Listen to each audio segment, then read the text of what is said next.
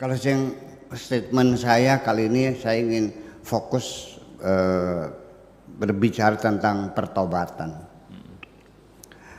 Saya awali dulu, mohon waktu sebentar ya, awali dulu. Ketika Tuhan mengusir iblis dari sorga dengan alasan menolak bersujud kepada Adam. Setelah ketika diusir, dia punya dua permintaan. Aku minta umur panjang sampai kiamat. Dikabul oleh Tuhan. Innaka minal mundharin. Ya, silakan kamu panjang umur sampai kiamat. Yang kedua apalagi? Segera supaya segera kau angkat kaki dari sorga ini. Yang kedua, izinkanlah aku menggoda manusia. Qala fa bi'izzatika la ughwiyannahum ajma'in illa ibadaka minhumul mukhlasin. Aku akan goda seluruh umat manusia. Kata Tuhan, silakan kau goda. Begitu keluar, iblis sambil bersiul-siul gembira dalam otaknya, nanti di penghujungnya manusia akan masuk neraka bersamaku.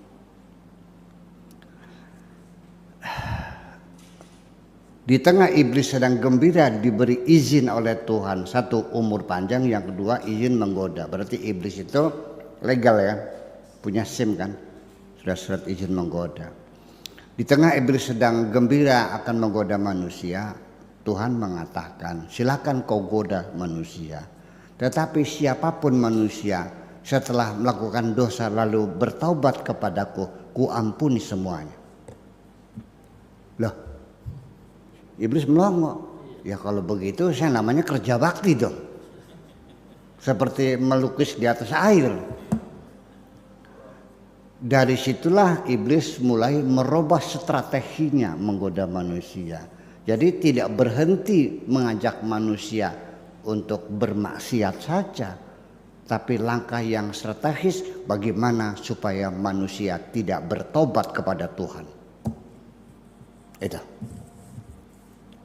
Ini langkah strategis supaya tidak bertobat. Bagaimana caranya? Jangan sampai manusia merasa bersalah.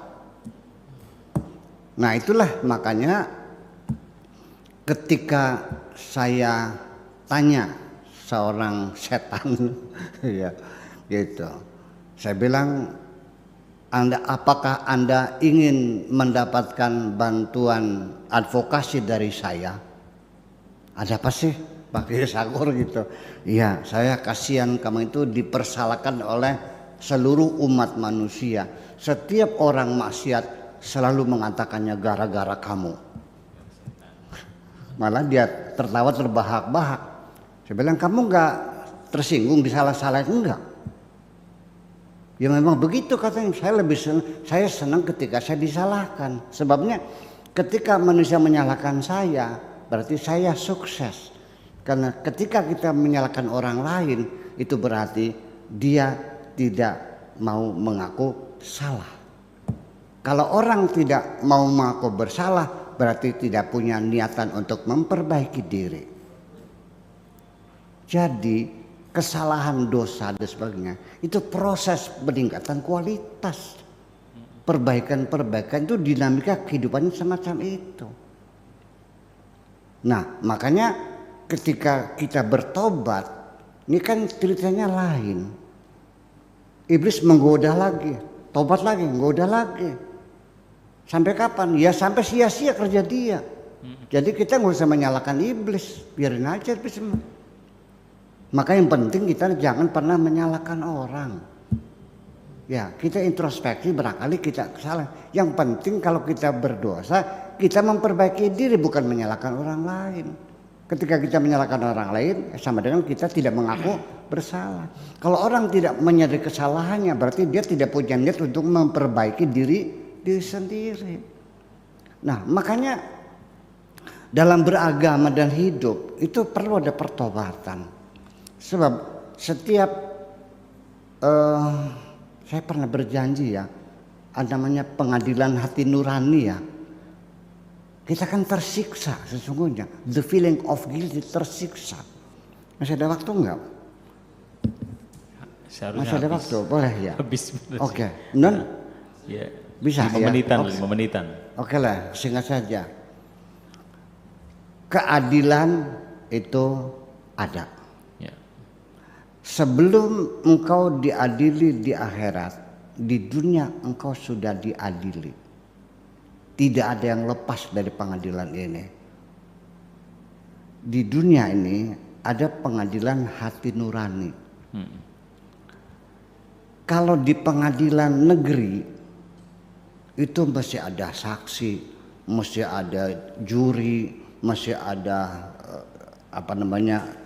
hakim ketua, ada hakim anggota, ada pengacara, sampai sidang 39 kali kayak Jessica dulu tuh, nggak selesai. Nah, kalau pengadilan hati nurani itu saksinya ada dalam diri kita sendiri, hakimnya dalam diri kita sendiri, pengacaranya ada dalam diri kita sendiri, sidangnya cepat dan singkat, kertek tok palu. Apa hukumannya? Anda gantung. Yang lucunya kalau hakim negara, pengadilan negara itu ada eksekutornya, ada polisi yang nembaknya. Tapi kalau pengadilan hati nurani hukuman gantung. Tahu nggak? Yang beli tambang siapa? Beli sendiri kok. Belinya di mana? Nganyang nawar nggak? Berapa semeternya? 30, 20 aja deh. Lalu yang ngikat di suhunan siapa? Yang buat kolong siapa? Yang naruh meja siapa? Yang angkat kursi siapa? Yang jejak siapa? Kakinya sendiri. Ini pengadilan hati nurani. Ada lagi minum racun. Yang beli begon siapa? Sendiri. Yang minumkan siapa? Sendiri. Hukuman penjara di sel. Tahu nggak? Kalau sel di polsek mah 2x2 masih bisa selonjor, masih bisa tidur.